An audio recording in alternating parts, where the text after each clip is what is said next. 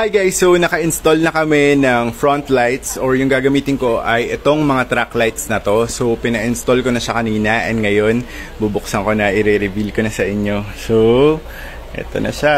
Ride 2B, Ride 2B, Ride 2B. Ano pang hinihintay mo? Add to cart, drip checkout mo na yan. Huwag mo kalimutan ng hashtag DripMadeMeBuyThis.